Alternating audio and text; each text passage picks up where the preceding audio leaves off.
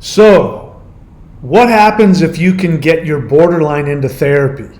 Will she then turn into that wonderful, beautiful, sweet little love kitten that you met that first weekend? Let's talk about it. This is Mike, and this, of course, is the channel, The One Thing That Heals BPD and NPD Abuse.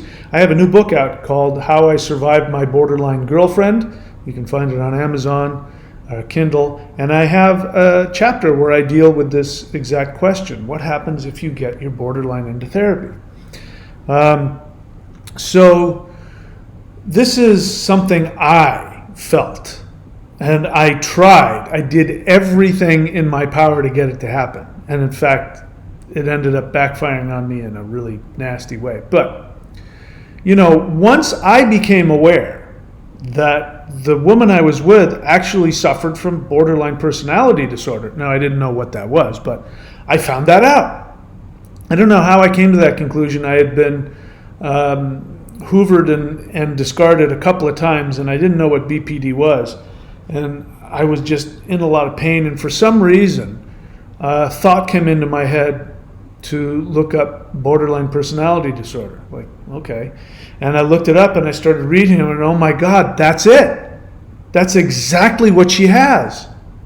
And then I read that, according to some people, that borderlines can be cured, and that they can be cured very easily, and they can be treated very easily. I don't know how I came to that conclusion, but I did. Maybe I was just looking for what I wanted to see, but I definitely remember seeing and hearing that.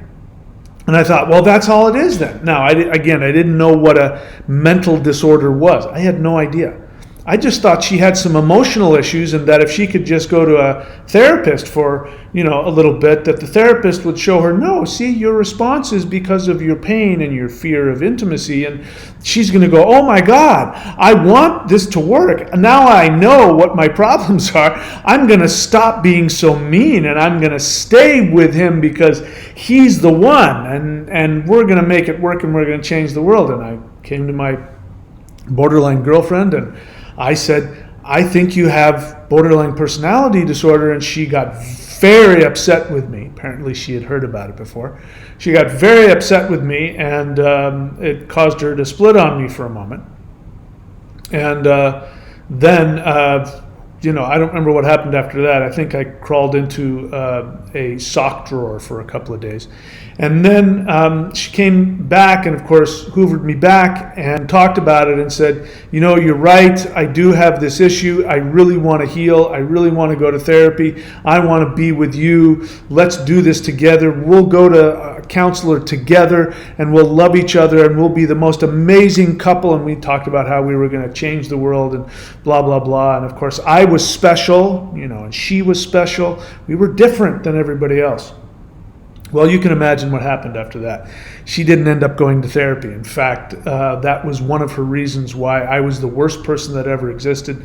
And she even said that I was planning on putting her in an insane asylum, and that I was trying to poison her mind and make her insane. And and I was like, And then, of course, the discard with which I finally responded and said, I can't be with you.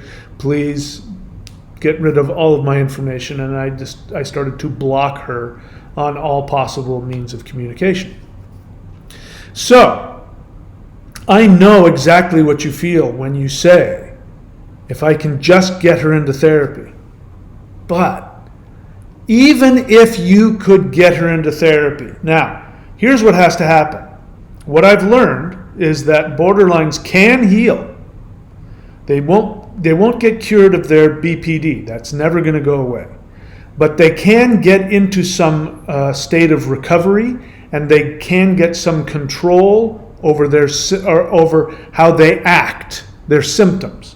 The BPD itself won't ever go away, but there is hope that they can control their symptoms. I know you think now that I've said that now you're going to get your borderline in, but let me stop you in your tracks and burst your bubble and destroy your universe. You can't ever be the one to get her in therapy.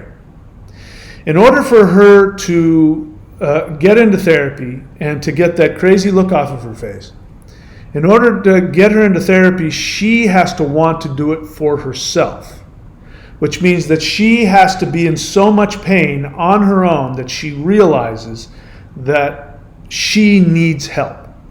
Then, once she gets in therapy and starts doing very challenging, very difficult things that really challenge her defense mechanisms that she's very attached to, and if she does that for a minimum of 10 years, then maybe she might be able to be in a romantic relationship.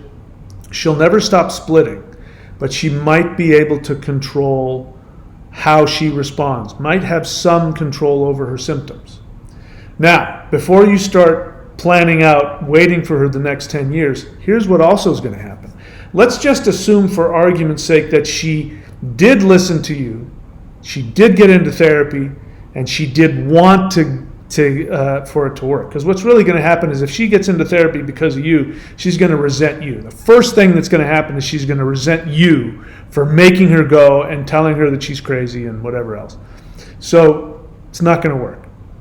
But even if that doesn't happen, which of course it will, but even if that didn't happen, something even worse would happen. She would start to get better. And then she would realize that you're codependent. And then she would realize that it was extremely unhealthy for her to be in a relationship with you because you co-sign her craziness. You help her. You're like a drug to a drug addict. You're the worst thing for her. She's going to realize that.